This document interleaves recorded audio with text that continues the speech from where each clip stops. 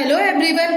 तो हमारा पिछला टॉपिक था रजिया सुल्तान। रजिया सुल्तान के विषय में हमने जाना कि रजिया सुल्तान कौन थी। आज हम समझते हैं कि गयासुद्दीन बलबन यानी कि गयासुद्दीन बलबन कौन था, जिसका कार्यकाल था हमारा 1246 से 1287 तक। तो गयासुद्दीन बलबन के क्या क्या कार्य थे तो उसको हम शॉर्ट नोट में समझते हैं। तो सुल्तान बलबन का पूरा नाम गयासुद्दीन बलबन था। इसे उलुग खां के नाम से भी जाना जाता था।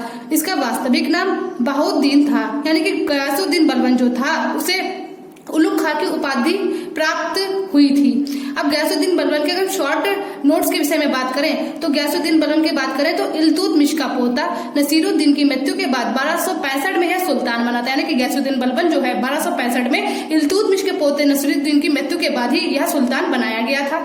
इल्तुतमिश के कमजोर उत्तराधिकारियों के काल में सुल्तान की पद प्रतिष्ठा को सशक्त किया गया और गयासुद्दीन बलबन की कुलीनता पर विशेष बल दिया गया था।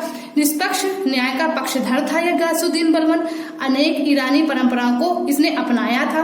विद्रोहियों और मंगोल आक्रमणों से बचाने के लिए केंद्रीकृत शक्तिशाली सेना भी इसने गयासुद्दीन बलबन ने गठित करी थी। यह बलबनी वंश का इसने स्थापना करी थी, यानी कि गयासुद्दीन बलबन ने ही बलबनी वंश को स्थापित किया था। रजिया काल में इसे अमीर आखुल की उपाधि दी गई थी और हासी की सूबेदारी भी गयासुद्दीन बलबन को प्रदान हुई थी। लौह और रक्त की नीति भी इसने अपनाई थी, यानी कि गयासुद्दीन बलबन ने लौह और रक्त की नीति को अपनाया था। जिबले इलासी ईश्वर का प्रतिबिंब भी कहा जाता है इसको। ईरानी बादशाह अफराशियाब का वंशज भी गयासुद्दीन बलबन को कहा जाता है। सैन्य विभाग या सेना विभाग या दीवान अर्ज का पुनर्गठन भी गयासुद्दीन बलबन ने किया था।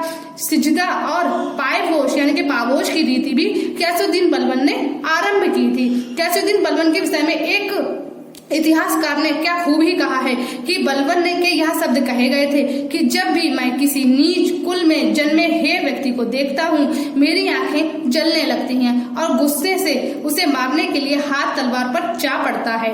ये एक इतिहासकार ने गयासुद्दीन बलबन के विषय में ये शब्द कहे थे, जो बहुत ही ज्यादा महत्वपूर्ण है हमारे क्या कहते हैं कंपटीशन एग्जाम को लेकर के भी। तो हम इस टॉपिक को जो है बहुत अच्छे से समझते हैं। अब कुछ शॉर्ट नोट में और भी समझ लेते हैं कि यह क्या था। सेना का वास्तविक सेनाध्यक्ष सुल्तान को स्वयं होता था, यानी कि गयासुद्दीन बलबन काल में जो है जो सेना का वास्तविक सेनाध्यक्ष हुआ करता था तो वो क्या है सुल्तान स्वयं होता था।